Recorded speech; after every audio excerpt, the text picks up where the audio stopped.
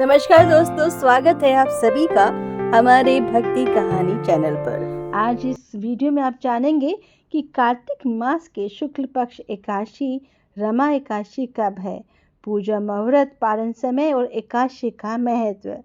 इस बार रमा एकादशी पर बन रहे हैं दुर्लभ संयोग, तो सही मुहूर्त में पूजा करने से आपको कई गुना ज्यादा फल मिल सकता है।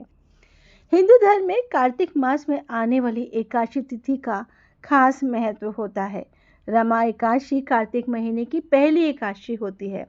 इस दिन भगवान श्री हरि की पूजा की जाती है। मान्यता है कि रमा एकादशी का व्रत रखने से हमारे जीवन में सुख समृद्धि आती है। वहीं इस बार रमा एकादशी पर कई शुभ योग बन रहे हैं, जिससे इस व्रत का फल दुगना हो जाएगा। धार्मिक मान्यताओं के अनुसार रमा एकादशी का व्रत रखने से मां लक्ष्मी अति प्रसन्न होती है और साथ ही सुख सौभाग्य की प्राप्ति होती है। रमा एकादशी भगवान विष्णु की प्रिय एकादशी में से एक है। धार्मिक मान्यताओं के अनुसार जो व्यक्ति सच्चे मन से रमा एकादशी का व्रत करता है, उसे वैकुंठ की प्राप्ति होती है। साथ ही इससे सभी तरह के पापों और समस्याओं से भी मुक्ति मिल जाती है। इस बार की रमा एकादशी बेहद खास है, क्योंकि इस दिन हरिवास का संयोग बन रहा है।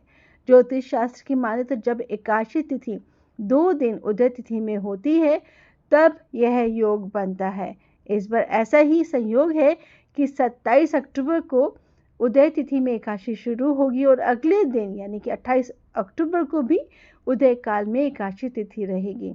ऐसे में जो भक्त हरिवासर में व्रत रखेंगे, उन्हें रमा एकादशी का अनंत फल मिलेगा।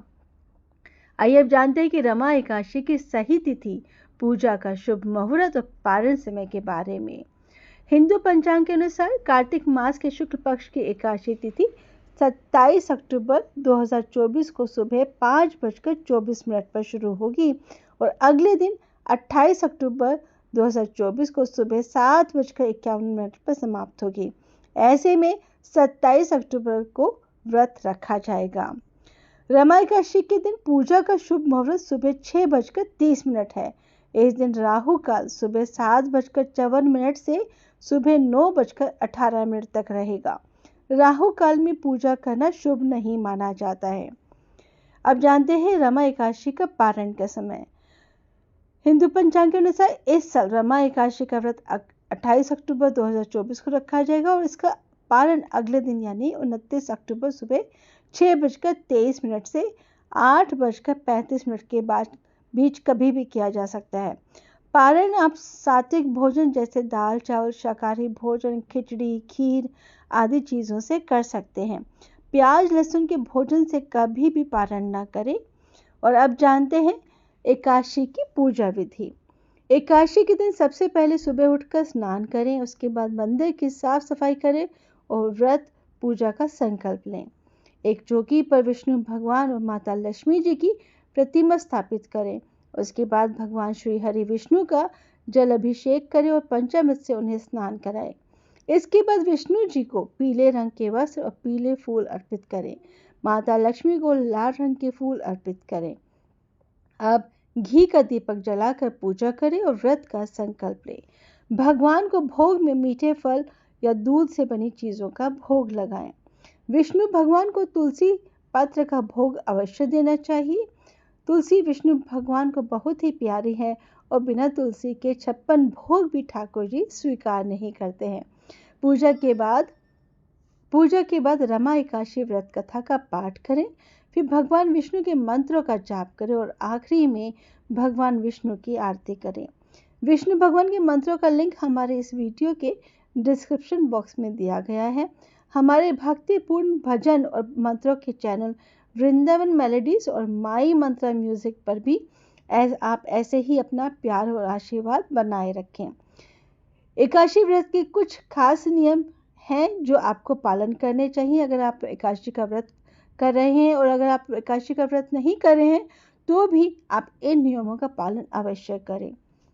एकादशी व्रत करने वाले को दशमी तिथि से ही कुछ नियमों का पालन करना चाहिए। एकादशी व्रत से पहले दशमी तिथि की शाम को कुछ भी ऐसा न खाएं जिससे आपका व्रत भंग हो जाए। दशमी, द्वादशी, एकादशी 3 दिन संयम में रहे। तीनों दिन कांसे के बर्तन में कुछ भी नहीं खाना चाहिए। रात्रि को सात्विक भोजन करें। तामसिक भोजन जैसे लहसुन, प्याज, मांसाहार, मसूर, चना, उड़द आदि के सेवन से बचना चाहिए। सोने से पहले दांतों को साफ कर लें और सोने से पहले श्री हरि का ध्यान अवश्य करें। एकादशी के दिन ब्रह्म मुहूर्त में उठकर स्नान करना चाहिए। एकादशी के दिन साबुन का इस्तेमाल नहीं करना चाहिए। एकादशी के दिन पीले रंग के कपड़े पहनने चाहिए और इस दिन भगवान विष्णु और माता लक्ष्मी जी की पूजा करनी चाहिए। एकादशी के दिन भगवान विष्णु की पूजा में चंदन या तुलसी की माला से मंत्रों का जाप करना चाहिए। इस दिन किसी की भी निंदा नहीं करनी चाहिए और इस दिन तामसिक चीज़ों से परहेज करना चाहिए। इस दिन भूल कर भी चावल या चावल से बनी चीज़ें नहीं खानी चाहिए। आप चाहें तो इस दिन फल, साबूदाना, दूध, दही, पनीर आदि का सेवन कर सकते हैं। बस आपको इस दिन अन्न जैसे गेहूं, चावल, दाल आदि नहीं खानी है। दोस्तों, अगर आपको ये वीडियो पसंद आई है तो आप प्लीज़ इसे लाइक और शेयर अवश्य कीजिएगा। अगर इस चैनल पर नए हैं तो इस चैनल को सब्सक्राइब करना ना भूलें। जय श्री राधे राधे।